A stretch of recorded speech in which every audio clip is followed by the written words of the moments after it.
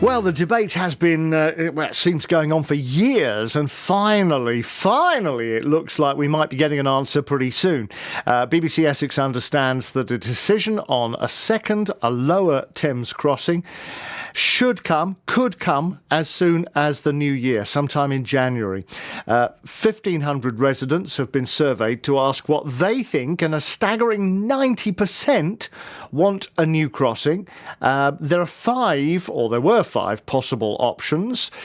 Really, seriously, two of those options are on the table these days.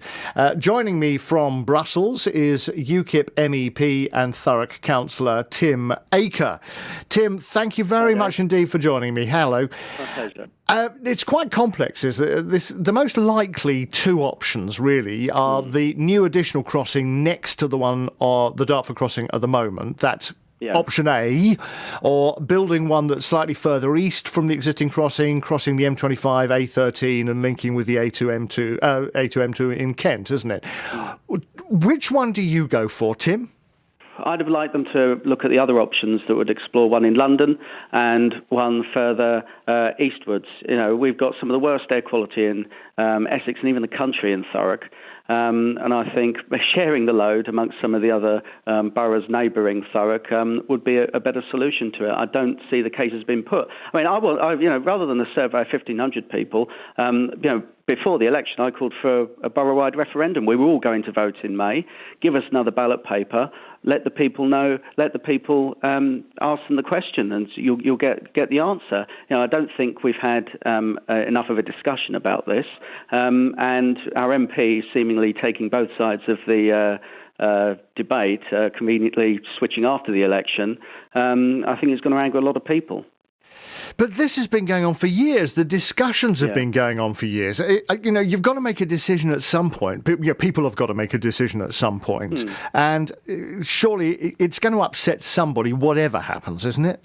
Yeah, but I think you've got to have the people consulted more. I mean, half of the decisions, be they any sort of development, whether it's small-scale building, a few houses, or big developments like the Thames Crossing, the people don't feel that they've been consulted enough.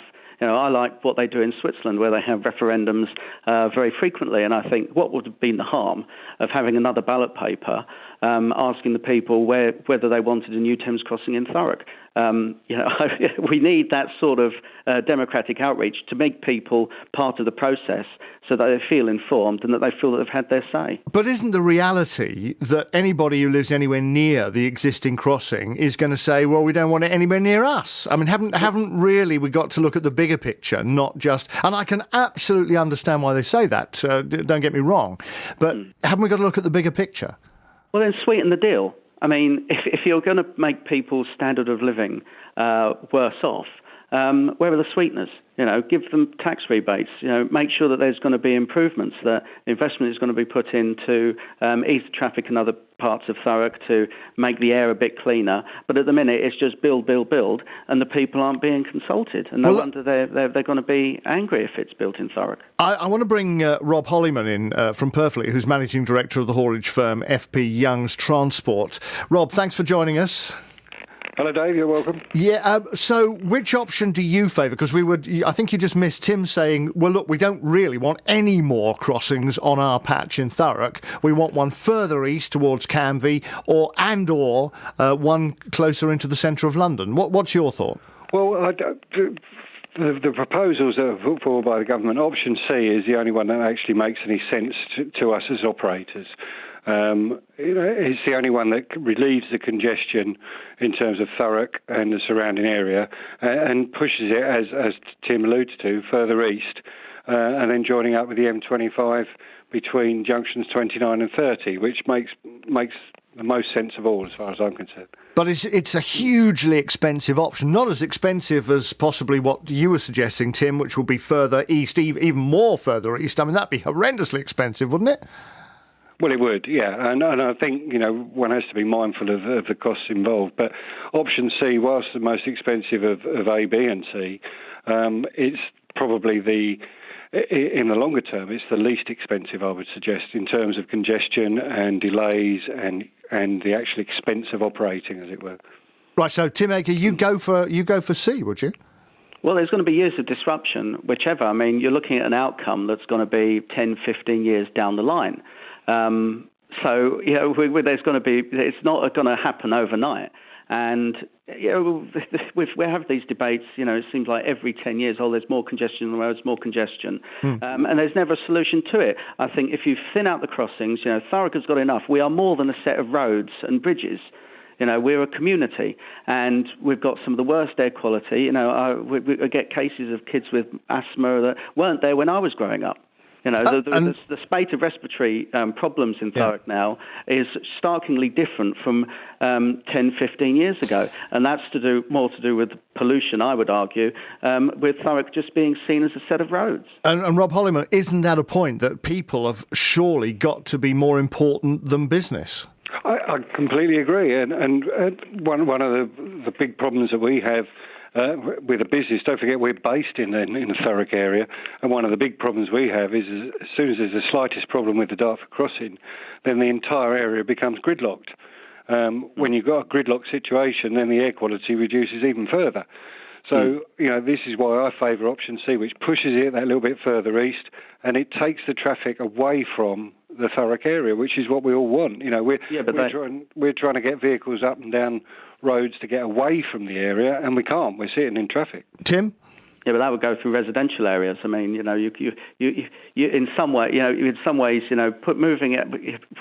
There is going to be no ideal solution to this. Right. But we have one crossing already. You can look at any reasons why. I mean, come Christmas time, people are going to say, the traffic's terrible. That's because people getting to Lakeside. It's not going to be so much the Dartford Crossing. So, I think all of this is the fact that the debate hasn't been had. There haven't been the outreach. I mean, they've had the consultations at halls with a few of the same faces, so and again. But if you gave people the option on the ballot paper to make their choice, the people would be informed. They'd have that discussions amongst themselves. The communities would get together and have. But surely, Tim, people knew about decision. they knew about the consultation. The very fact that they haven't turned up to it, doesn't it show that they don't really care? Because every consultation doesn't have a clear outcome. You say that all of the worthies get together, they listen. And then they do what they were going to do anyway. If you gave people the option with the ballot paper, I mean, they had a wonderful referendum up in Norfolk County Council on an incinerator. And the people had their say, and the council did as the people wanted. Rob, what do you think about that idea? Democracy thing's never going to catch on, but let's give it a try. Nicely put, Tim. Rob? You're kind of comparing oil and water, and they just don't mix. And I think when you've got a situation of road building and it's talking about residential areas that are need to be knocked down, basically, then you're always going to get the not in my backyard brigade, which I fully understand. But by the same token, we've got to be looking at not as Tim said earlier on, we're not going to be looking at 5 and 6 years ahead of us. We've got to be looking at 15, 20 years ahead. Look what happened with the M25. No sooner had it been built, then we've got to start adding extra lanes to it, which causes even more mayhem and is probably as costly as building the entire M25. Finally, gentlemen, we've run out of time, but finally I'd like to ask you both the same question. The government is cash-strapped.